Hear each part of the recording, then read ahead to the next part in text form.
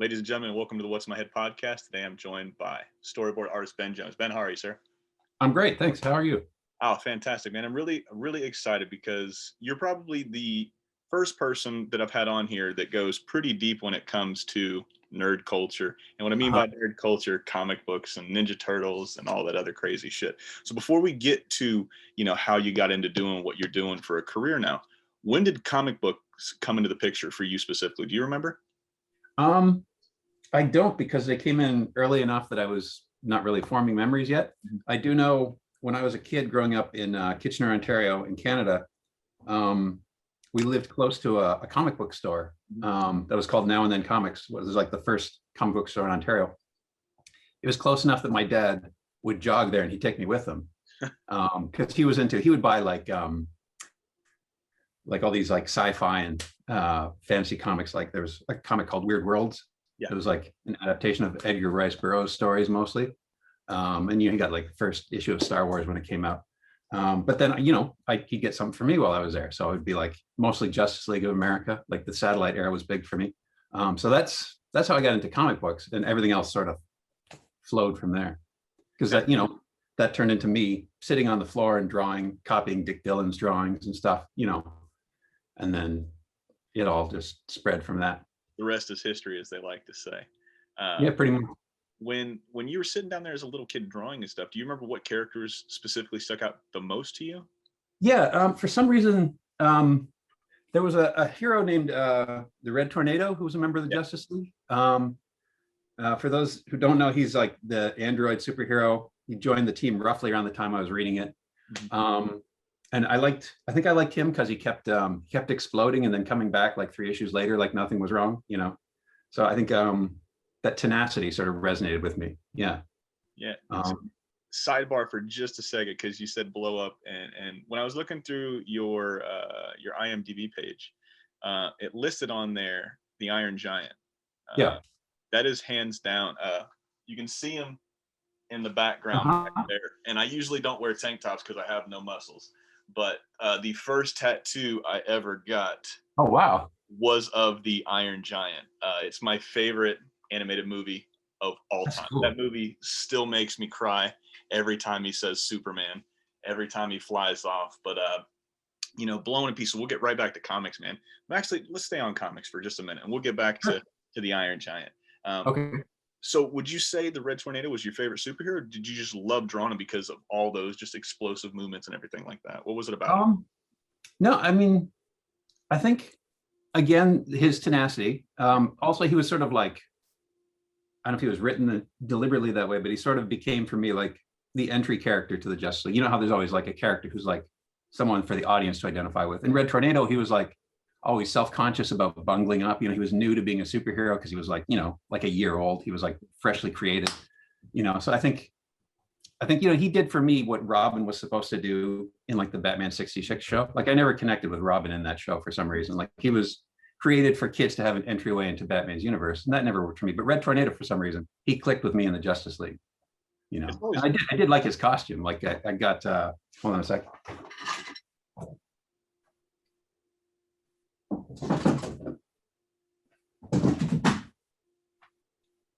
Here, I've got this. This is the one I painted when I was about 4. That's the Red Tornado. Cool, man. Yeah. And then I've also got. I bought this when I became an adult. It's the first ever appearance of his new costume. So that's the original art. So that's a costume I just spent hours just drawing over and over again as a kid, just drawing him like flying around, Now, does he still, I don't want to say speak to you because it's such a pretentious word, but do you still have that fondness for that character as you've gotten older, or have you kind of dovetailed into a different character? No, I mean, yeah, he still does. I mean, he's not in the comics much anymore. He comes in and out depending on which writers like him and which don't. But I did get a chance to work on a couple of episodes with him in Batman the Brave and the Bold. Yeah. Actually, previously got to work on him in Justice League. So I did like a little bit of freelance storyboards for Justice League. And I had like a fight scene with Red Tornado. And I was like, I want to blow him up because that's what Red Tornado was all about. He was about getting blown up. So that wasn't in the script, but I pitched it to the director, Dan Reba, and he was like, sure, you got to run it by James Tucker, the producer, right? So I run it by James, and James is like, oh, you can't blow him up. We already blew him up this season. So I was like, yeah, but he blows up all the time. That's his thing. And he was like, no. So I couldn't blow him up. So then I get onto Batman the Brave and the Bold, right? That's a team up show. So the first Red Tornado episode, he definitely blows up. And it was like supposed to come to me. Like we had a rotating director. We had like 3 directors. So we'd rotate who does what episodes. I was supposed to get the Christmas episode of Red Tornado blows up, but the script wasn't ready on time. So they gave it to Brennan Vietti, who, you know, he did a great job of blowing up. It was very emotional, almost. It was not quite Iron Giant level, but it was really good. But then finally, eventually, I did get like another script where Red Tornado blew up again. And this time, James, who was the producer on Justice League and the producer on Brave and the Bold, third time, he finally gave me the chance to blow up the Red Tornado. And, you know, since then, I've sort of like, that sort of, for me, fulfilled what I wanted to do with Red Tornado. So now I'm okay with it, you know? Yeah. So I still like it when he shows up in the comics, but I think, you know, I still like him as a character, but I think I'm not as into him anymore because I finally exploded him and I got sort of a sense of fulfillment already. So with that being said, man, you go from a little kid drawing that painting you showed me, and then you become an adult, you get some original art, and then you finally get to blow him up. What was going through your mind working on your favorite character for millions of people to see? What was that feeling like? Do you remember? Unfortunately, I think it was kind of anticlimactic because it was like, you know, you're drawing it and you've got deadlines and it's just, you're focusing on like, I got to just, you know, make this a good explosion. And it's all comes down to like technical stuff like that. So I wouldn't say there was like a big emotional catharsis to it. It was just like, when it was done, it was like, okay, I'm going to reorient my life around something else from now on, I guess, you know. I mean, I guess that makes sense because I mean, I've said it hundreds of times on this podcast. I'm pretty sure the fans are tired of hearing it, but my day job, I cook for a living. Right? Sure. So I do it because the paychecks keep coming, they keep clearing on time, and he keeps showing up. As soon as they bounce, or as soon as they don't clear, don't show up on time, I don't show up, right? So that's kind of how working, you know, works. However, as a young kid, I always wanted to be a chef. I always thought it was the coolest thing in the world. It all started with Emerald Live. He held the entire audience captivated. It was like a magician up there just doing magic tricks. And I thought it was the craziest thing in the world. And then when you get to work in that industry, right, you're like, oh man, the hours suck. The pay sucks. The family time is non-existent. And then you go home and then you get to cook for friends and family. And there's a whole point to this story, is why I'm bringing it up. But you get to cook for friends and family. And then you start to feel like, oh shit, this is what that magical moment when I was a little kid felt like. Now, obviously you got to blow him up for your job, right? But do you think, or have you drawn him at home just for fun, free time type of thing, and kind of felt that magic again? Or do you think that's kind of said and done its piece? I haven't really. I mean, I've got like a block in my brain now where I can't really draw unless I'm being paid to draw. You know, it's a sad thing where like, because any moment that I have free time to draw, there's probably some work that's overdue that I should be doing. So it's like, if I don't do that, then my brain won't let me enjoy drawing. It's kind of sad. I did do like a little Inktober thing like last year where I did Red Tornado on like a little Post-it, and that was fun. But so I could probably tap into that again. But I do think, like, similar to I think what you're talking about with cooking becoming a job, but you're still finding joy in it when you do it at home. I think I do have moments like that when I'm working on an animated show where I'm drawing, and it's like, you know, a lot of the time it's like there's this sort of slog of like, this has to be done yesterday. I got to get it done. And I don't want to do it particularly. But then there are a couple of moments where you're like, you get into it and it's like, a part of your brain sort of steps back and says, oh yeah, I get to do this for a living, and it's great. And again, similar, I think, to you, like for cooking with family, for me, it's like, you know, I don't really think too much about how it goes out to thousands of people, but like when my peers see it and they have comments on it, you know, I get to show like something that's like funny or exciting to like my coworkers, like that really gets me excited. You know, I think it's there was a thing, I think it was in one of Chuck Jones's books where he talked about like how, or maybe it was a Bob Clampett thing, I can't remember, one of the old Looney Tunes guys, they talked about how they kind of just made the cartoons for each other, and like the audience was sort of, they got to see it and that's great, but they really just wanted to make each other laugh, and that was goal number one. I think it was the Chuck Jones book. I think it was Chuck-a-Muck, his autobiography, because that makes sense. I haven't read it since last year, and that was the first time I read it. So it makes it sound like I've read this thing and I'm well versed in Chuck Jones, which I'm really not. But I read it last year. I went through once I started doing this podcast, I went down like an entire rabbit hole. I wanted to see like what animation came from. And it all started with Leonard Maltin's book of Mice and Magic. And then it kind of like dovetailed into like, all right, let's read about Tex Avery. Let's read about Chuck Jones. Let's read about all these names I've heard and seen, and I don't know much about them, but I want to learn more about them. And it goes the same thing. You get the same adulation for cooking for friends and family. And when you cook for somebody that does this for a living, and you're like, holy shit, man, this is good. Or like in your case, holy shit, that was so damn funny. You're like, oh man, I still got it. Or, oh man, this is what it's all about. It's making fun, or not making fun, excuse me, but it's having fun essentially at the end of the day. And going back, right? So, you start drawing Little Red Tornado. When do you start noticing like, hey man, I'm pretty good at this. I think I should turn this into a profession. When does that light bulb kind of kick off? You remember? I think I had to go in a little circle on that, because what happened, the first thing was like, you go to school, other kids see your drawings and they're like, hey, that's a good drawing. And you're like, oh, okay, this guy thinks I can draw. Then I look at other kids' drawings and, not to be a jerk, but maybe I like mine a little better, and then you go through school and like kids ask you to draw stuff. So you get this idea in your head that, okay, I can draw pretty well. But in my teens, I had this idea in my head that I didn't think it was really possible to make a living drawing, don't know where I got that attitude. It wasn't anything that my parents put on me, like a lot of artists will say, oh, my parents were like against me being an artist. But my dad was like, he was totally supportive. He was like, whatever you're going to end up doing for a living, you're going to have to do it for like 40 hours a week. So it's better if you like it, So I would say things when I was a teen, like, maybe I'll get into like archaeology or computers or something. And he'd be like, I thought you liked to draw. And I was like, yeah, no one's going to pay me to draw. And he was like, you should draw. So I spent a year at the University of Waterloo, like learning computer graphics, and I flunked out there. And then somewhere in there, I decided, oh, maybe I should try drawing for a living. And so I ended up signing up to go to Sheridan College in Oakville, where they have an animation program. And that just clicked instantly. So that was where I decided, well, whether or not it pays, this is what I'm doing for a living, and then that led me down here.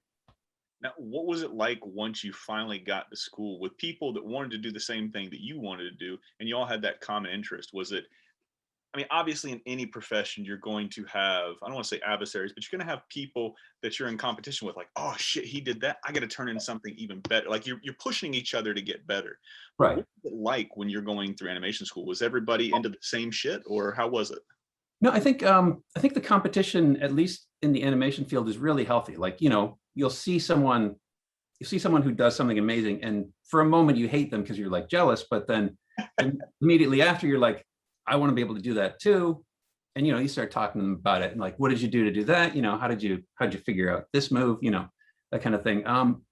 But for me, like arriving at Sheridan College, it was a moment where it was like, because in high school, it's like, there's one or two kids who share your interest and that's it, because I was a nerd growing up, and it was just like, even there, it was just like, I'm into this particular thing that nerds are into. Like maybe I'm into comic books and this guy's into Doctor Who, but that's close enough and we'll converse, But when you get to college and everyone's into animation, it's just like, it literally is the entire class. Like everybody's into the same stuff you're into. It's like, it's like finding your tribe, I guess. It's just really, for me, at least it was just like, and they might still be into a different animation thing. Some of them are into like, so there are a lot of anime kids, or a lot of, kids who are like, I only like action stuff, and other kids who are like, I only like the classic, golden age animation. But they were all into animation in a way that nobody at my high school was. So it was for me, that was like coming home.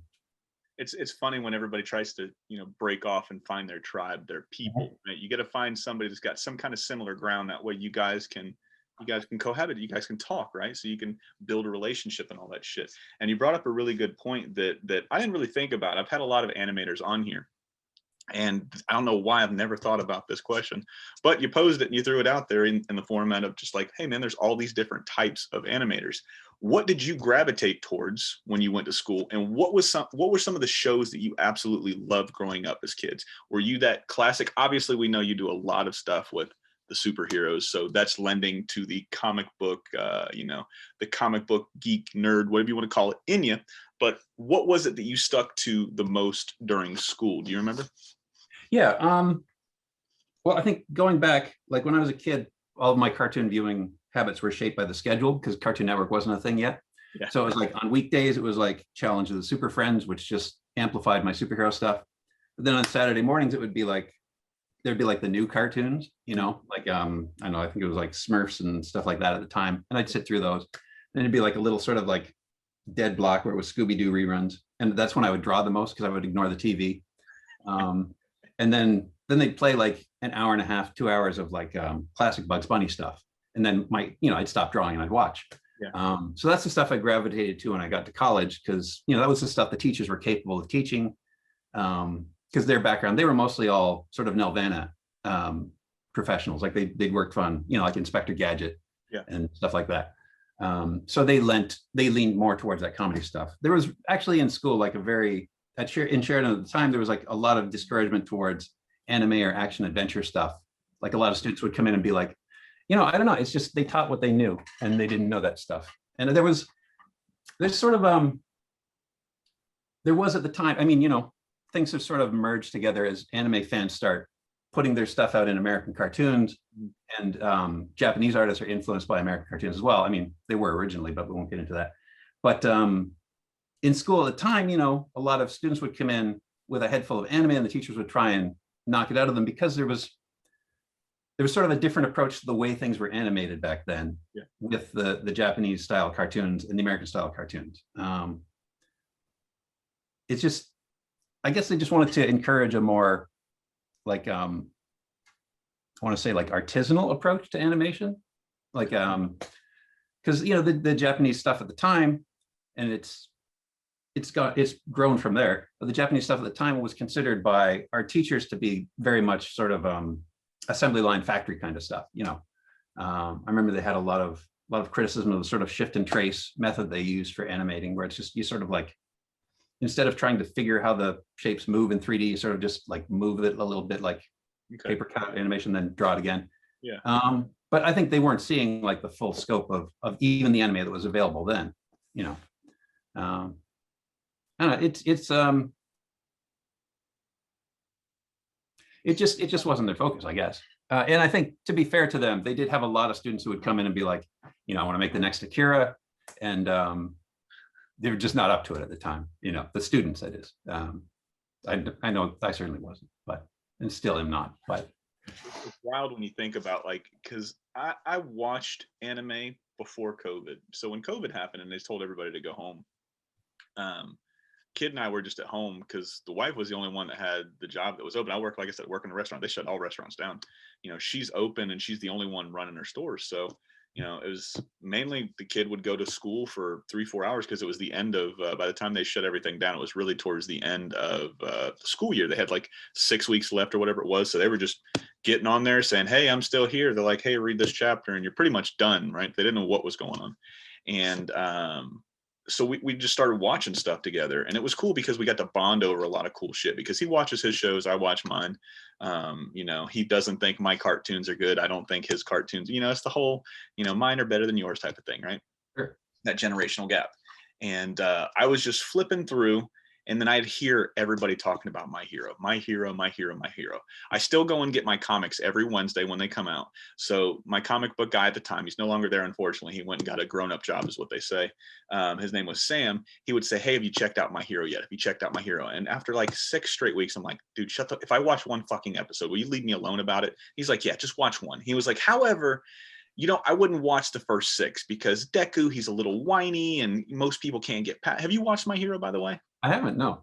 Oh man, please don't. I have a lot of friends who are into it, but I haven't, there's only so many hours in a day. So I'll get to it. 100%. Hopefully you can get to it. It is one of the most well-written, well-animated. Just the manga itself is fucking phenomenal. Okay. But I'm sitting there, I'm watching it. And like I said, my anime was very limited. I watched Dragon Ball Z growing up.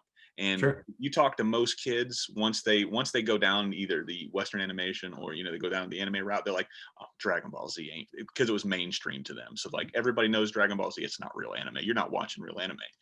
So then I was like, oh man, if I'm not watching real anime and that's not real anime, which this is cool, then I don't want to fucking watch anime. And I'll just stick the cartoons I like. Flash forward 10, 15 years, whatever it was, and I'm watching My Hero. And I watched the first episode. I'm like, holy shit, this is like the Avengers, Yeah. but in Japanese form, right? And I was doing the dubbed over because I don't want to have to read. And then my kid, he reads quite well, but I had to pause it every 10 seconds to explain to him what was happening.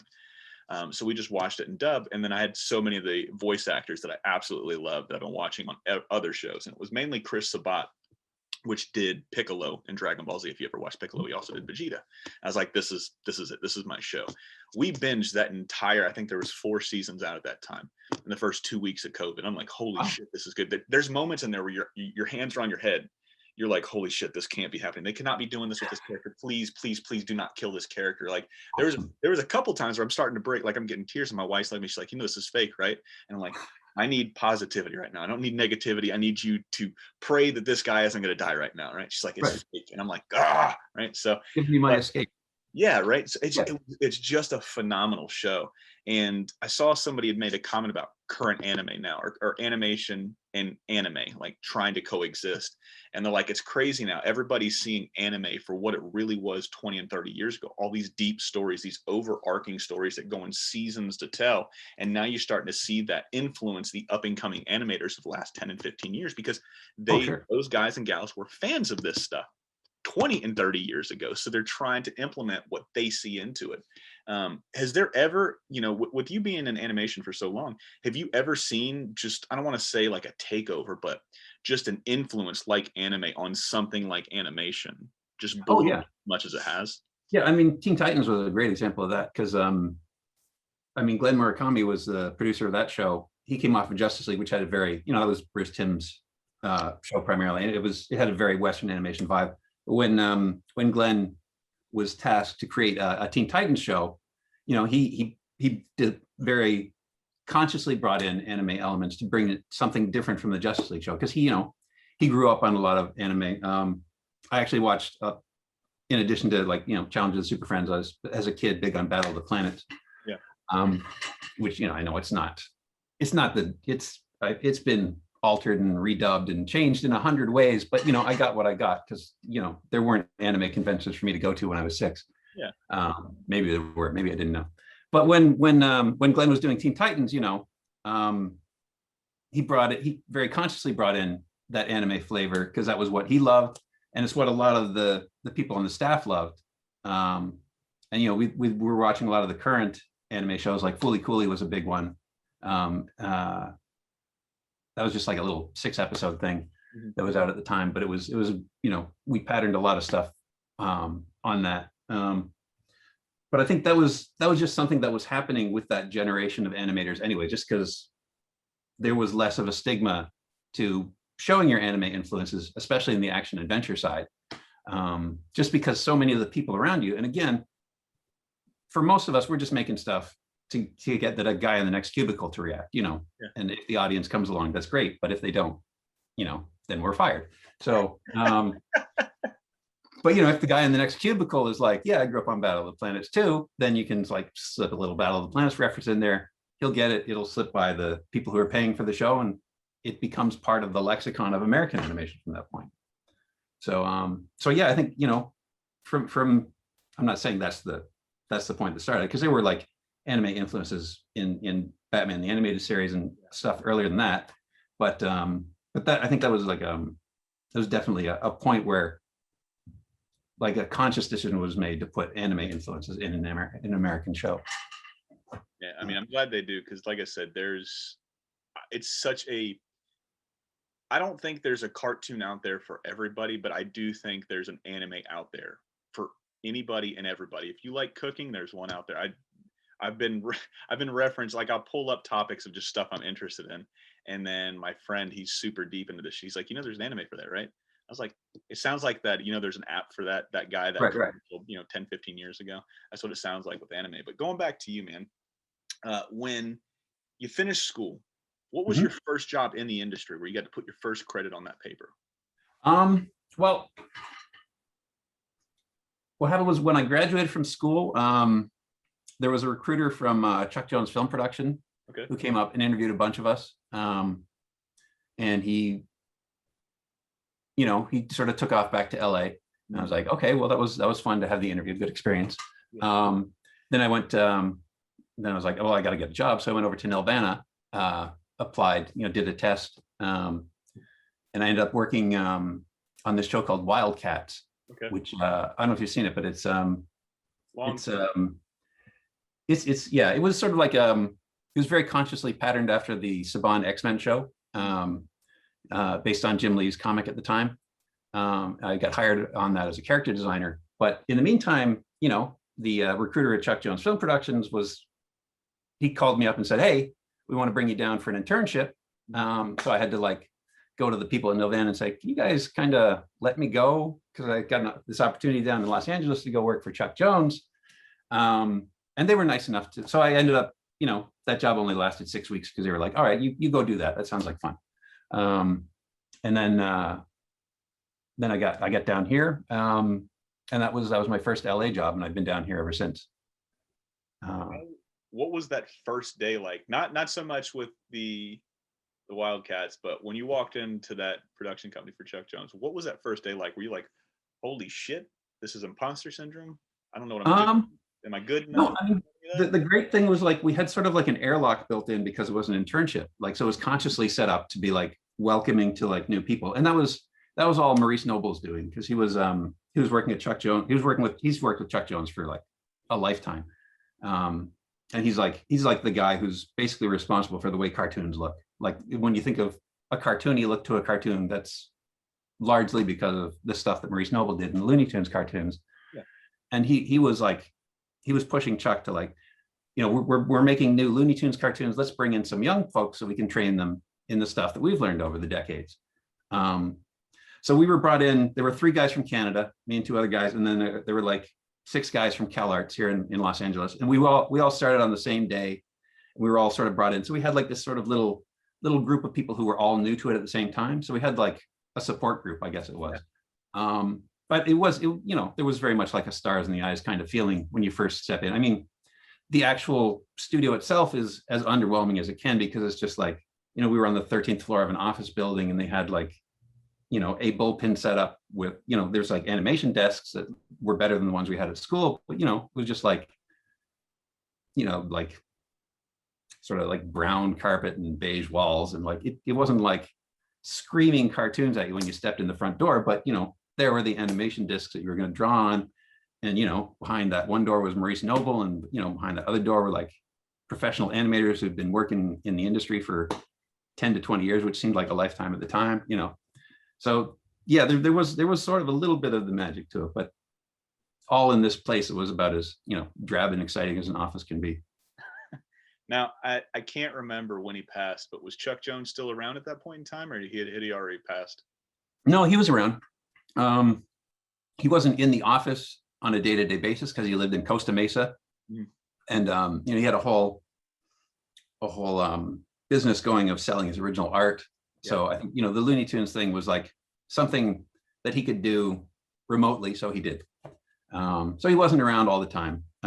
Maurice was there every day, and he was a great guy to talk to. And Chuck, he was great when he came in. I did, as part of the internship, I did get to I animated a scene with Barney Bear, not for professional stuff, but just to give me something to do. And I got to get face-to-face critique from Chuck on that, and it was great. I don't remember 90% of what he said, because it was the blood rushing through my head the whole time, because it was oh, Chuck is looking at my animation, but I do remember that I did a little smear that he liked, and that was just life validating right there. So you brought up Maurice a couple times. What's your favorite Maurice story? Do you have any?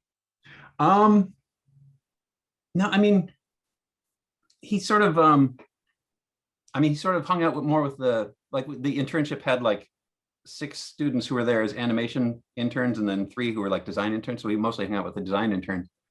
I do remember Maurice, he was in his, early to mid 80s at the time, but he had a massive appetite. So we'd always go to the Warner Brothers lot to eat, and he had a whole taco bowl salad, and it would just be just all gone. But yeah, he was just very he was very open and welcoming to all the young artists. I just didn't take advantage of it as much as I should have. Now, looking back on that now, what are some of the things that you learned that you still use today? I don't know. I kind of wish I had learned more, because I remember like Bob Gibbons was there for a little while at the time too. After the internship had ended and we got hired on as full-time artists, I remember they brought Bob Gibbons in. He was like one of the guys who was around at Looney Tunes way back to the 40s, maybe even late 30s. He was a layout artist. I remember I did a scene once where for some reason I had to like trace one of his layout drawings, like just to put it on like pan paper, because it was on not on pan paper or something technical like that. And like I just remember tracing it and thinking, wow, this is amazing. And it's still like that tracing that I did was like, it's still the best layout drawing that I've ever done, because it was just like me just going over the lines that this guy had spent 40, 50 years learning how to do. But I didn't absorb any of it. Like I couldn't figure out, how did he do that? Like, why is this line so amazing? Like the proportions like spoke to me in a way, but they didn't like speak to me in a way that was like, here's why we're so magical. You know, it was just like appreciating a magic trick without figuring out how it's done is what it was. So I think, more than the art stuff, I think I learned from Bob and Maurice, just like the attitude that they had about art. Because like, again, these are guys like Bob, I think was like, he was the young guy, but they were still like, they're still so excited about drawing. They still had this curiosity about like what new stuff they could bring to a production. And like, when it was time to like do the research for the backgrounds, like they were big on like finding new stuff that they could incorporate into the backgrounds. These are guys who you could argue that they perfected the look of cartoons like 40 years prior, and they're still like looking for new things to do. It was amazing. It's wild when you meet somebody that is a master of their craft, yet they don't act like a master of their craft. They're still like that student. They're still trying to absorb. They're still trying to learn. They're still trying to find the best way to do something, even though they've perfected that way. Yeah. It's just something magical, about that. Now, how long would that internship last for you? I think it was about 10 or 11 weeks. It wasn't very long, because what ended up happening was, as I said, they were making new Looney Tunes cartoons at the time. And so all of the interns who stuck around were given the opportunity to become in-betweeners on the new Looney Tunes short. So that just transitioned right into that. And then I was there for about a year, maybe a year and a half after that. But it was, it was always designed to be 10 weeks. And this is rare. It was a paid internship too. So we got to actually like be able to afford to like live in Los Angeles, as opposed to relying on our parents, which, could have possibly been an option, but I'm glad it's not one I had to, rely on at the time. Now, I've had a few different, I haven't had a layout guy or gal yet on, they're coming on, I think in September. I've got a couple people that I've reached out to, because I always assumed before I started reading about what you guys actually do, one person does everything. They do the coloring, they do the character design, they do the layouts, insert whatever, with the exception of doing the voices and the writing. I figured an artist does everything. And I didn't realize until I started talking to a guy that worked for AKA Cartoons named Corey Toomey, character designer. And then I'm pretty sure you've worked with him because he's worked on Teen Titans and Teen Titans Go. Chris Battle, character design, right? Yeah. So they broke down, all the different aspects of each individual job for an animator or an artist, right?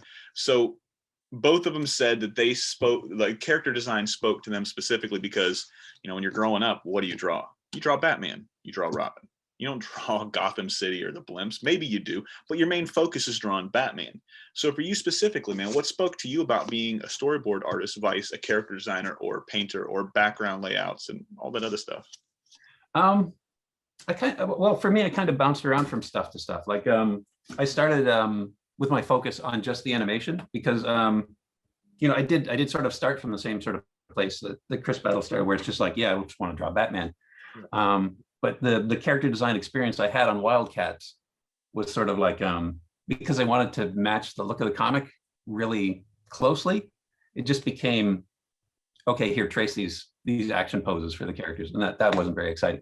But the animation stuff, I think once I started doing that at Sheridan College and I started making things move, like that had like an extra thing to it. Like that, for some reason, that was more exciting to me, because it's like, that's like where you can see the magic trick because you're doing it yourself. Like when you're flipping the paper and you're watching the movement, it's like, wow, look, that thing's moving. And it's just stuff that you scratched on paper yourself like 30 seconds ago. But you can sort of convince yourself that it's like, if you do a good job, there's like weight and motion to this stuff. So that's what I responded to initially. What got me into storyboards was just financial reality. Because I did animation at Chuck Jones. Then I got into features for a little while. I worked on Cats Don't Dance, Quest for Camelot, and The Iron Giant. And then that dried up for a lot of people, especially me, because I wasn't the top guy in any of those things. So I had to get to stay employed in animation. Features were sort of not available anymore because they weren't making as many 2D features anymore. So I ended up getting a job in television, and that's all animated overseas. So I had to learn to do something that they do here. My first job in television was on a show called Mission Hill, where we were doing character and background layouts here, which is, I think, sort of different than what you're thinking of when I say layout before. But it all gets confusing. But it was, so I started as a layout artist on that. And then I started doing some storyboards on top of that, because it was like, I got promoted to assistant director, and the assistant director was expected to board a certain amount of work on the show. So my first storyboard was for an episode of Mission Hill that never aired. Because we got, we did 13 episodes and they ordered like 5 more storyboards, but they never went to production. So my first storyboard will never be seen, sadly. It's not very good though. Do you get to keep it? Or do you get to keep it, or is that something they keep in the vault?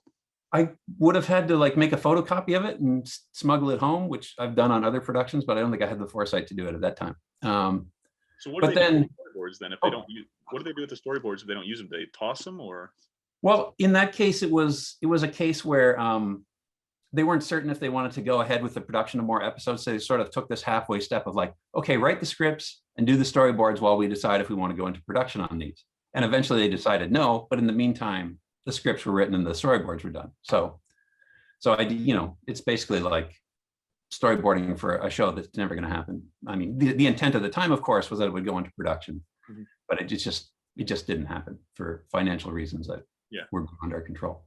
But then, so yeah, having done storyboards, that clicked with me as well. Not 100% the same way animation did, but I just liked the storytelling aspect of it, because that took me back to when I was a kid and I'd be, sitting on the floor. Because when I'd start by drawing the Red Tornado, but eventually I'd be like, okay, now I'm going to draw the Red Tornado fighting somebody, and then it was like, I'd be drawing giant crossovers of like the Justice League meets the Avengers meets Star Wars meets Star Trek, like that kind of thing. But it's mostly battle scenes when I'm a kid. But then once I start storyboarding professionally, it's like, oh, I can get into all these like character moments and all these storytelling beats and like all this sort of, more intricate stuff. So yeah, I think I just started storyboarding because it was like part of the other job that I was doing. And then it was like, oh, I started responding to that and seeking out jobs where I could do that. Now, with what you've done and where you've gone, you started out, you did a little bit of character design, you did a little bit of this, you did a little bit of that, you're starting to bring everything kind of in together, right? The whole piece of the pie is really starting to be shown here. Obviously, you stuck to storyboards because that was, a sense of gratification for you. But you've also moved up the ladder in your directing, your producing. I'm sure you've written, correct, right? You've written an episode or two? Kind of. I wrote one little sketch that shows up in a Brave and the Bold thing about shark safety. And I think there was one episode of Brave and the Bold where we just did a bunch of short stories without any scripts, and I just did one of those. So to me, it's not really writing, because the script was like, I just boarded it and then I made the script out of the board. So it's like, it doesn't feel like writing. So my writing's been kind of limited, but I do get to, like, as a director or producer, I do get to sit in on the story meetings a lot of the time and like help break the story and like shape what the story is going to be. So I'm not writing it because, crafting dialogue and story structure, that's all stuff that I kind of don't know. So but I'm helping shape the story. So You're pointing in the right direction. yeah, I mean, sort of like the higher you go up the ladder, the more the jobs sort of get sort of nebulous and mixed together. And it's like you're doing a little bit of everything anyways, you know. So if you had your choice, and obviously the higher you go up the ladder, the more money it's going to be. So we can take that money factor, just as because it's a hypothetical question at this point. Sure. We can take the money out of that. Did you feel more gratification from storyboarding, or do you feel more gratification? Do you feel better at the end of the night? You put that head on your pillow like, shit, man, I did a great job today, as directing or storyboarding? If you had the choice to pull the trigger, say, I'm going to do one of these two, which one would you take? It would be directing. I mean, the ideal situation would be someone would just give me like 4 years and I just do everything myself, you know. I mean, not everything. Like I kind of would like to, I would love to do like a project like some of the Japanese directors where it's like the director storyboards the entire thing. Like that would be, I'd get shot for saying that with the gun to my head thing, but that would be like, if I could do both somehow, if I had to choose again, it's directing, but sorry, go ahead. How many storyboards go into, so if you got a 22-minute show, obviously, right? So how many storyboards go into a 22-minute show, or does it differ between show to show? Like the number of drawings? Just as far as like a storyboard goes, because obviously, what is it, like 6 to 8 panels per storyboard? Well, I mean, the reality is you can break them up any way you want. Nowadays, mostly storyboard artists end up producing like animatics where they because we're mostly working in a program called Storyboard Pro, where you can take your storyboards and turn them into like little movies as you're working on them. You sort of export a movie instead of the old thing where you would export, like on Teen Titans, it would be the storyboards were all printed out on paper, like 3 panels per page. Yeah. And you know, it would be like about this thick for an episode. Like holy shit. Yeah. But then, you know, nowadays it's good for the trees. You know, we don't use any paper. It just comes out as like a digital file that's probably not timed out properly. So we have animatic editors who fix that. But it's just like a movie file at this point. So it's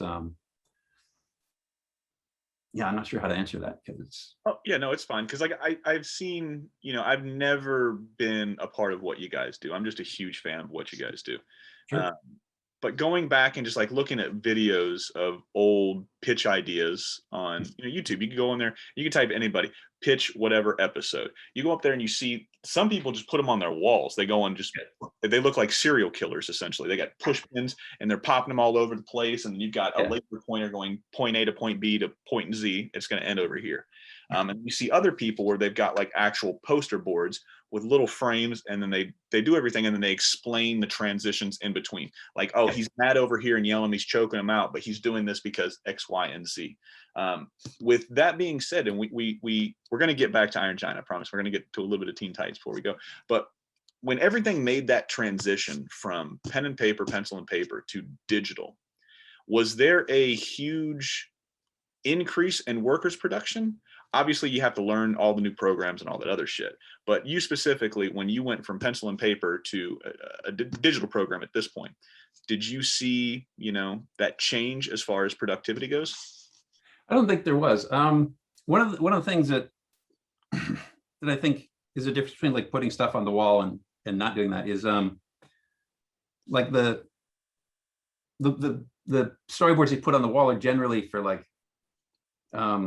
cartoons that are going to be animated in-house, if that makes sense. Because like like the old Looney Tunes stuff, you'd see photos of like Chuck sitting with Mike Maltese or Ted Pierce, and they'd be like looking at the storyboards on the wall. Those storyboards can be very limited in what they're showing. Like they can just be like, here's a frame, Bugs Bunny's in it, he does something, he throws a pie at Elmer Fudd or something. If it's being animated in-house, you can just hand it off to the layout artist, and you can flesh it out, and then it goes to the animator, and then it gets animated, and you can watch them every step of the way. With a lot of the television productions, especially the action adventure shows, the animation is going to be done overseas. So the storyboard has to work basically as the layout as well. So that means every action has got to be posed out. So there's going to be more panels.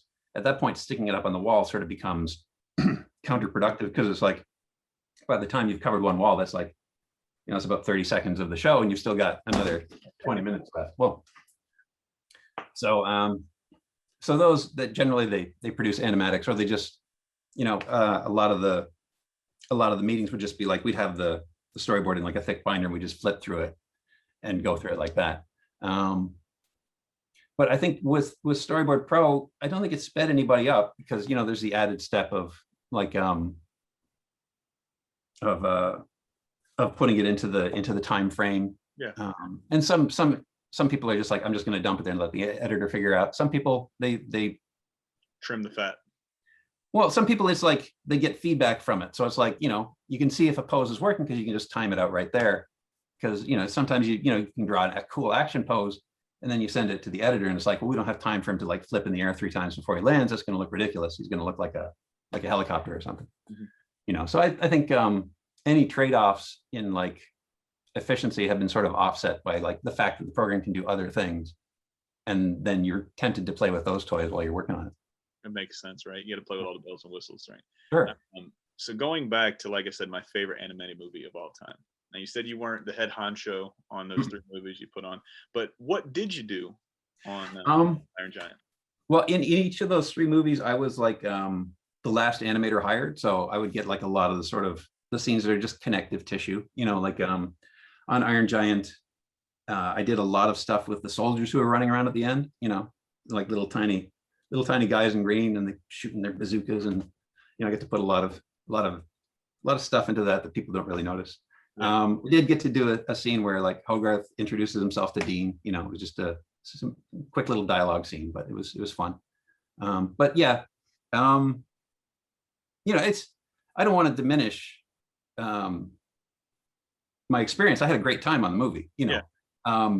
I just don't want to like steal any valor or anything like that. That movie would have been just fine without me. Like it was absolutely like Brad Bird's vision on that film. And, you know, we all felt when we were on it that we were part of something special. But again, I'm just saying I was a very small part of it.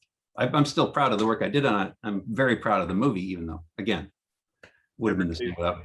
Everybody's got their part, man. You were a part of that movie, no matter how small, how big it was. And I appreciate what you said, because there's a lot of people, but especially, I don't want to say especially in your industry, because I've heard war stories about your industry as far as like who takes credit for what. Oh, I know I made this. I'm the dad of XYZ, right? And it happens in everybody's profession, really.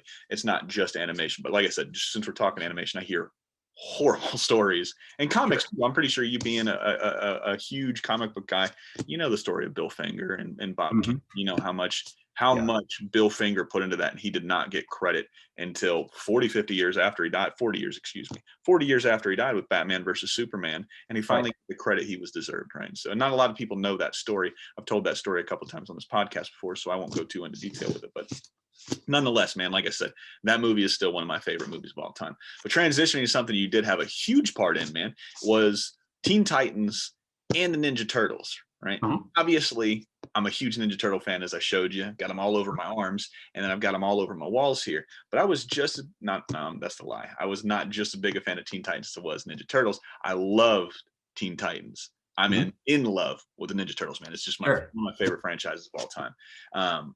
What was it like working when you got the call? Was it just something you put out there? Did you freelance first and then they brought you back on for Teen Titans, or how'd that work? With Turtles? No. We'll start with Teen Titans and then we'll finish with Turtles. Well, what happened with Turtles was by this point in my career, I there was like a small group of people that I sort of knew. This would be like Derek Wyatt and Gabe Swar and Matt Danner. And they were all working on this show called Mucha Lucha at Warner Brothers, which was a show about wrestling where we weren't allowed to show any wrestling because kids could imitate it. So what they needed was they came up with this idea: instead of wrestling, these characters are going to do these special moves where they like turn into bulldozers or pinballs or something kids can't imitate. Yeah. And so we'll hire someone in-house to like animate all these special moves, and that was me. Mm-hmm. So Derek and Gabe and Matt, they all recommended me. I got hired on that, and I met some new people while I was there, including Ciro Nieli, right?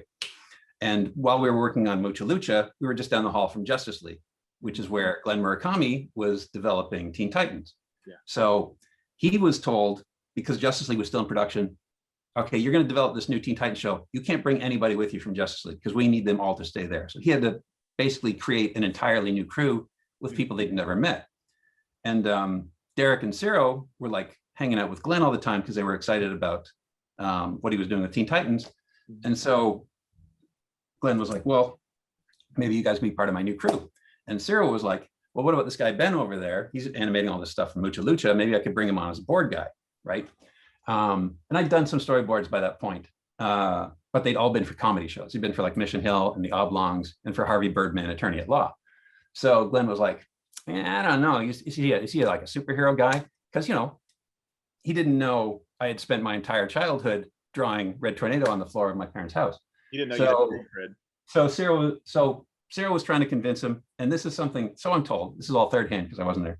Bruce Timm was in the room, and Bruce was like, just give him a test. So what happened was Glenn gave me a storyboard test, which is where they give you like a script, and you just do a fake storyboard. And there was no Teen Titans script yet. So I did like, he gave me a couple of script pages from the first episode of Justice League where Green Lantern and the Flash are fighting these alien guys.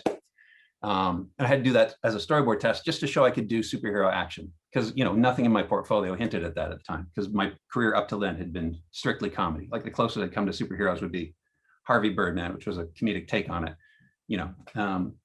So I did the test. Glenn liked it, and that was it. I was storyboarding on Teen Titans from that point on. Do you have a specific episode or a specific? Now, I hate asking these questions because trying for you guys to remember, something 20 years ago, and depending on who I have on here, 30 and 40 and 50 years ago on a specific episode. So that's why I never bring up specific episodes. But for you, I got to imagine you've worked so long with the Titans, from Teen Titans to the new Teen Titans, and I got shit for saying this when Chris Battle was on. I absolutely love Teen Titans Go. I think it is one of the funniest shows. I know it's not made for me, right? Who's giving you the shit? The viewers, or not Chris? No, not Chris. No, it was the viewers. Like the first comment, because one of the things I do is I pull a teaser out of, sometimes it's one, sometimes it's two, depending on how long the episode goes, and if I find something that I really, really love that I want people to get excited for. So I pulled the episode where Chris was talking about how he got into art, and I think we started talking about Teen Titans Go, and I said it was a phenomenal show. I loved it. I thought it was fantastic. The first comment that was put in there by some asshole fan was like, "Oh, just so you know, Teen Titans isn't phenomenal." There's shitty fan comment. But I got to imagine that you've had countless storyboards throughout the entire series, throughout all three series at that point, really. But do you have one from the original Teen Titans that you absolutely love that you storyboarded? Yeah. For me, like the big breakthrough board for me was I did the chase sequence in Mad Mod. Mm-hmm. So it's we had these things that we ended up calling them romps, where it would be like it's just like a musical montage where it's just the storyboard is usually kind of vague about what goes on, and the storyboard just goes fucking crazy with it. So that Cyril gave me that one for this episode, this Mad Mod episode. And it was just a chase sequence where the Titans were chasing Mad Mod all through his, evil school. And we'd compiled like a list of stuff that we were using as influence, like Thief and the Cobbler and Yellow Submarine, just trying to get into that sort of mod era, that sort of like 60s era that Mad Mod came from. And because Malcolm McDowell was the voice, we were referencing Clockwork Orange a lot. So it was just, I was given this chase scene, and, I spent a lot of time on it. And then it was like a couple of days before the deadline, it was like still a lot to do. So I did like this double all-nighter. I worked for like 53 hours straight on this storyboard. I was just like, I was just like hallucinating by the end of it, but it was like, it was all going into the board, right? And it was just like, I think it was like, but it was important to me to get it all in there, because I had like a whole bunch of stuff I wanted to do, not enough time to do it. And it was like, the only way I'm going to be able to do it is to like take these 3 days and like make 5 days out of them, and it I think it worked, because like that board, for whatever reason, translated more directly to the final animation than any board I've done before or since. Like, there's always stuff, you board stuff and it gets misinterpreted overseas, or they have a different take on it, or they just don't quite get it. This one, it was just like everything I wanted to happen in animation came back almost exactly the way I envisioned it in the board. It was just like if I had gone over there and animated it myself, which, of course I can't do. But so that was the board for me. That was like my sort of like guiding light for Teen Titans, because it was like, before that I was sort of like trying to figure out what the show was and what my take on it would be. But after that, it was just like, and it was like a thing too, I think, where like a lot of people on the show were like, okay, well, Ben did that, we can give him other weird stuff, Yeah. with that being said, 53 hours, that's a long. Like I said before we rolled, we just had our second child July 1st, right? So I Huh? took the entire month off. Well, that's August now at this point. Holy shit, man. This year's Yeah. just flying by. I took the entire month of July off, right? And what I forgot from the first kid to the second kid, because it's been 11 and a half years since I've had a baby. Well, I haven't had a baby. The wife had a baby. Yeah. I was just there to help and coach it along and do the best that I can and get screamed at and my fingers crushed.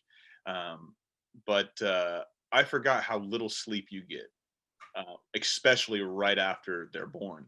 Oh And yeah. I was up and she was up for about 60 straight hours.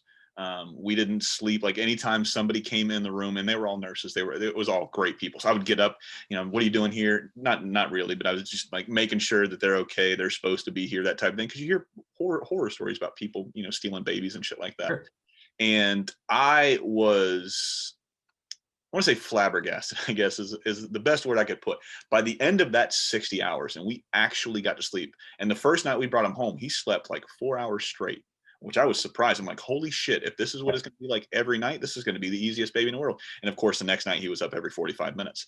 But after that 60 hours, like, it's crazy. You start seeing shit that isn't there. Like, you start like having, I don't want to say having conversations because it makes it sound like you're crazy, but you're talking to somebody that is not fucking there. And you're like, you're convinced it is, right? Yeah. When you hear all of these crazy stories, now, like I said, I know you don't write, you storyboard here, but you're a fan of Batman and what's the name of the Scottish guy? Grant Morrison. He was known for, I think he's come out on record and said it. I think it was on a couple interviews where he would drop acid, I believe, or take edibles, extreme doses, and then he would stay up all day. And then he wouldn't start writing when it came to Arkham Asylum, the book that he did, until like 2:00 in the morning. And then he would just do everything then. He'd put him in this really weird way, right? Did you notice going back and watching that whole animation play out, right, for that whole story, but you storyboarded, did it feel like, holy shit, man, there was something there? Or were you in a consistent flow state those 53 hours that you just put blinders up and just got the work done? I think, more the second. It wasn't like I looked at it afterwards and like, where did that come from? Like it all felt like, because at that point, I had been sitting with the storyboard for like 4 weeks. That was our schedule at the time. And like, I had ideas for what I wanted to do. I just was too much of a procrastinator to put it down on paper. So like those 53 hours were like just me like condensing the previous 4 weeks into like stuff that other people could see, as opposed to just crap in my head. I think I read Seamus Culhane wrote a book about animation. He was an animator. Do you remember the name of it? I can't remember what the name of the book is, but I think he only wrote the one book. So if you can find a book by Seamus Culhane, that's the one. But his method, he worked on the Looney Tunes for a brief while. But his method was, he would come in on Monday, right? His deadline would be Friday. He'd spend Monday to Thursday eating peanuts, just sitting there and thinking about the scene, right? And then on Friday, he would just crank it out. Like that was his approach, as detailed in the book. I might be embellishing a little bit, but I think it's roughly that. And so, I mean, it sounds like the worst possible work habits possible, but those 4 days are time he's spending thinking about what he's going to do on Friday, and he's basically planning it all out in his head. And Friday is just the day that it gets down on paper so that someone else can enjoy it, and that's basically that. Maybe I took the wrong lesson from that book, but that was my process on a lot of the storyboards that I did. It was like, I'll just sit and thumbnail, and I'll spend like 90% of the time, I'll spend like the first week just on the first shot, just because I'm trying different things and going down wrong avenues and like getting nowhere. And it's just like, if that was my process for the entire, start to finish, I would never get anything done. But that rush at the end, that's where the magic happens, because you get to a point there where it's like, okay, I could either sit and think about this, or just whatever comes out of my pen the first time is what's going on the screen. And it's like, it's got to be good. And like that pressure somehow makes it good. I can't explain it. I mean, I can imagine like if you're in the kitchen and you've got like, like 5 orders coming at the same time, and you're like, all right, you just got to figure out how to make like, I got to make this here and this here, and like get them all plated at the same time. It's the same kind of thing. Like the pressure forces you to perform. Pressure does two things. It either busts pipes or it creates diamonds. And I'm out of pipe, so it's going to create a diamond. And I won't say that I haven't bust some pipes along the way. Like, so there have been times where it's just been like the deadline's passed and I go to the producer and I'm like, I need another week. That happens. But Well, a lot of the time, diamonds. Yeah. I gotta imagine that it's a lot like your industry is a lot like mine, where it's that whole analogy where you're like a duck on a pond, on top of the water, completely calm, right? You Yeah. don't see any ripples, you don't see any waves, you don't see anything happen. You just see the duck coast along. But under that water, you see those duck feet going, right? Just Yeah. barely kicking it on. So that's what it's like working in the kitchen. Really, you're like, all right, stay calm, don't throw anything, don't yell at anybody, don't tell anybody to fuck off. Just put your head down, just get this work done, and everything's gonna be okay. You can cry in the walk-in later is what you can do. And it's like, you're making a mental inventory for later. You're like, okay, I got these sauces ready over here. Yep. I got to get the, got to make sure there's side orders ready and all that stuff. Yeah, I get it. It's like, it's just, so the duck is just Seamus Culhane eating peanuts, and it's all the same. It's all the same thing. Yeah. I'm gonna look that book up as soon as we get off this call, man. And I'm gonna, because anytime anybody comes on here and they talk about a book, I instantly got to pull it up, especially when it comes to animation, because I feel like I'm behind the curve. I'll be 32 on the 13th of this month, so I feel like I've missed at least 25 years worth of knowledge that I could have been learning along the way to really help me prepare for the profession I want to do, which is this eventually one day. But as we start to wind down here, man, I could not get away. Once I saw that you worked on the 2012 Teenage Mutant Ninja Turtles, and of course Rise as well. I've got a bigger connection with the 2012 series than I do with Rise, because during that 2012 series is when I was on my second or third deployment. I can't remember which one. But when I came home after that in 2014 was when I started watching that show, because I'd been pretty much gone for the 2 years when it started airing. And my son and I needed something to bond over.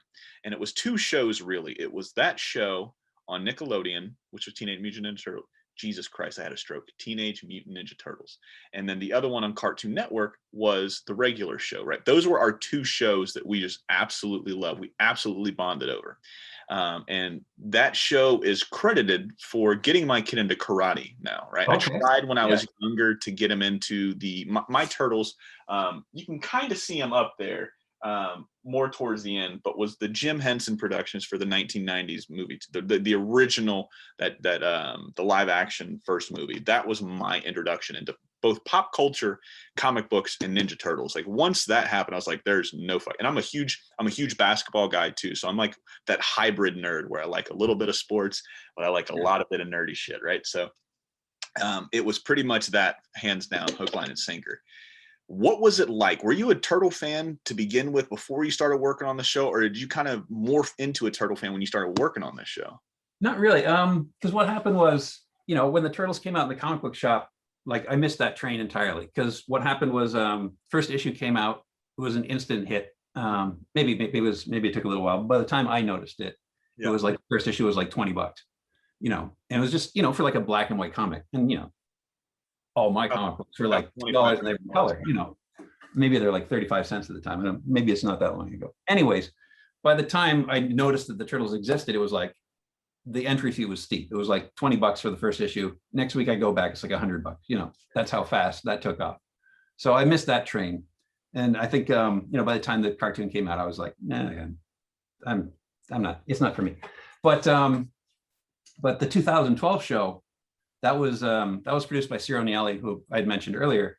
He is a big Turtles fan. Like he's that's the stuff. He's a couple of years younger than me. That's the stuff that hit him at the right time, So his goal, like when he started making it, was like, I'm going to do it right, because like all the cartoons up till then, it sort of lightened it up a little bit, which it seems like that's the kind of expectation that a lot of, because you look back at those original comic books, and they're designed as like a parody of Daredevil, basically. So they're really dark and gritty compared to what ended up on the screen. But to Ciro, it was like the comic books, he wanted to try and get those on the screen as much as he could, as much as Nickelodeon would allow him to. So I actually did do a little bit of storyboards on the episode that he used as a pilot, which was the one with Baxter Stockman. And then I went off and did other jobs for a couple of years. Then I was just looking for work around the time when Ciro was sort of getting overwhelmed on Teenage Mutant Ninja Turtles. So he brought me in the middle of the fourth season as like an additional supervising director. So by the time I was hired onto that show, they already had like 3.5 seasons under the belt, right? So that was like, I wouldn't say like, they already had a system in place. I just had to like be there and sort of like help carry the load. So I think I became more of a fan of the Turtles along the way. There's still something I don't understand about them because like there's definitely an appeal there that I can't, like, facts just bear it out. Like, people are into it, lots of people love it. Obviously you love it.